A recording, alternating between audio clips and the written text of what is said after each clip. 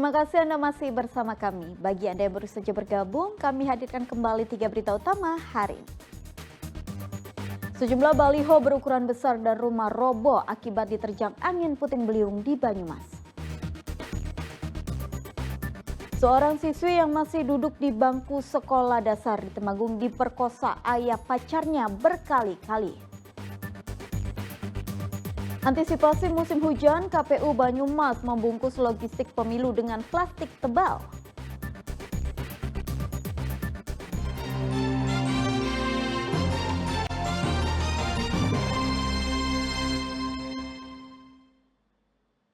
Warga Kabupaten Tegal dihimbau mewaspadai penyebaran nyamuk DBD karena pasien DBD terus meningkat dalam beberapa waktu terakhir.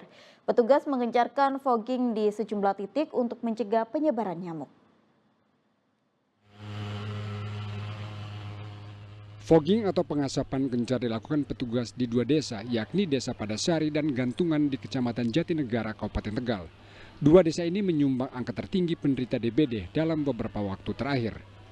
Pengasapan tidak hanya di permukiman dan fasilitas umum, namun juga di sejumlah sekolah karena sejumlah siswa terkena DBD dan dirawat. Dengan adanya musim pancaroba ini, ada beberapa siswa kami yang terkena penyakit demam berdarah dan sempat dirawat di puskesmas atau rumah sakit. Alhamdulillah sekarang sudah pulih. Karena itu kami dari pihak sekolahan, dari guru, selalu melaksanakan upaya pencegahan melalui gerakan 3M. Selama 2 bulan terakhir terdata ada lebih dari 40 kasus DBD di Kecamatan Jatinegara. Sebagian besar pasien telah sembuh usai dirawat di rumah sakit atau puskesmas. Sudah terjadi peningkatan kasus demam berdarah di wilayah Kecamatan Jatinegara, terutama di Desa Gantungan dan Padasari. Sampai hari ini sudah terjadi 44 kasus demam berdarah. Selain fogging, masyarakat diminta menggalakkan upaya pencegahan melalui kegiatan 3M+, yakni menutup tempat air, menguras bak mandi secara rutin, mengubur barang yang dapat menjadi sarang nyamuk, serta menggunakan anti nyamuk saat tidur. Kuncoro Wijayanto melaporkan dari Kabupaten Klaten.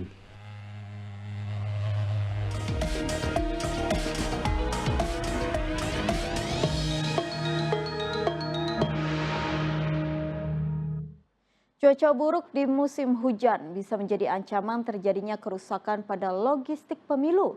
Untuk antisipasi kerusakan, KPUD Kabupaten Banyumas membungkus logistik pemilu dengan kantong plastik tebal.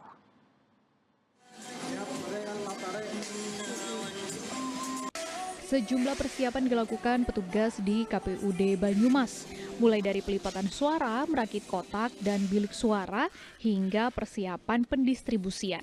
Selain melakukan perakitan, KPUD Kabupaten Banyumas juga mengantisipasi terjadinya kerusakan logistik pilkada saat cuaca buruk, seperti hujan deras yang melanda.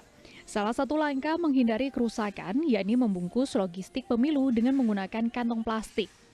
Puluhan pekerja di gudang KPUD Banyumas ini tengah membungkus ribuan kotak suara dengan menggunakan kantong plastik yang sangat tebal.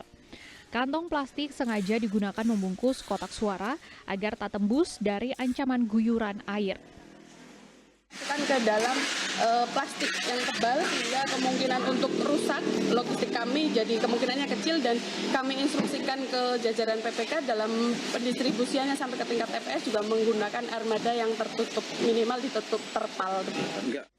KPUD Kabupaten Banyumas akan melakukan pendistribusian logistik pemilu secara bertahap pada tanggal 20 hingga 23 November mendatang. Mardianto melaporkan dari Banyumas.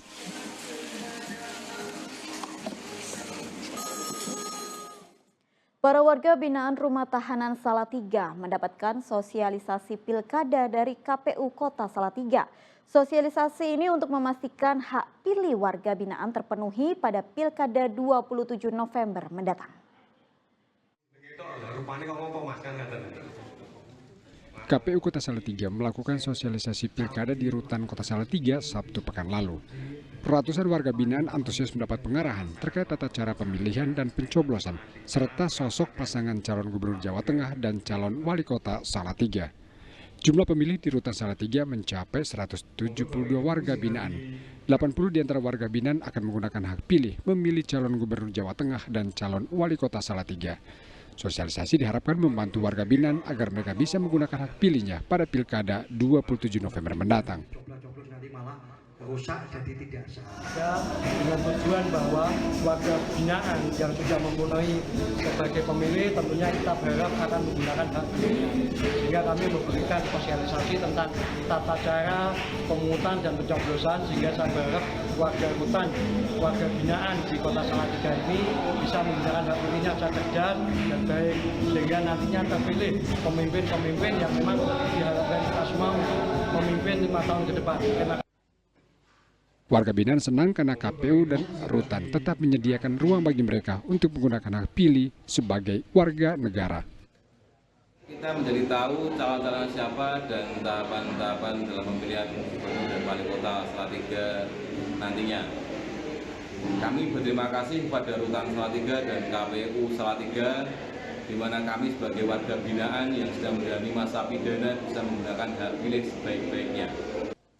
Sosialisasi pada akhirnya diharapkan bisa meningkatkan partisipasi pemilih dari kelompok warga binaan dan meningkatkan kualitas demokrasi di Kota Salatiga. Yulianto melaporkan dari Salatiga. Debat terakhir pemilihan Bupati dan Wakil Bupati Demak berlangsung panas.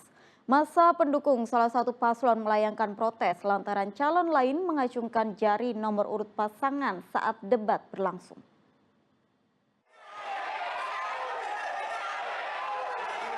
Aksi acung jari calon Wakil Bupati Demak Eko Pringgo Laksito pada sesi penutup debat terakhir memancing emosi pendukung pasangan Estiana. Mereka memprotes sikap Eko karena melanggar aturan. Namun massa berhasil diredam sehingga debat berakhir tertib. Debat terakhir Pilkada Demak berlangsung di sebuah hotel di Kota Semarang pada Minggu malam. Debat membahas sejumlah isu, diantaranya masalah agama, kesehatan, pertanian kelautan, kepemudaan, dan kebudayaan. Debat secara umum berlangsung lancar. Debat diharapkan memberikan keyakinan kepada warga untuk memilih calon yang pantas dipilih pada Pilkada 27 November mendatang.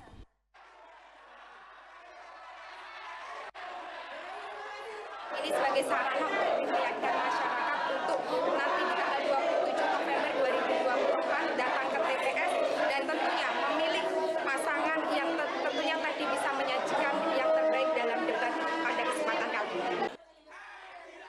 Pilkada Kabupaten Demak diikuti 2 pasangan calon. Pilkada akan masuk masa tenang pada tanggal 24 hingga 26 November mendatang. Ali Mustafirin melaporkan dari Kota Semarang. Bahwa debat politik kami langsungkan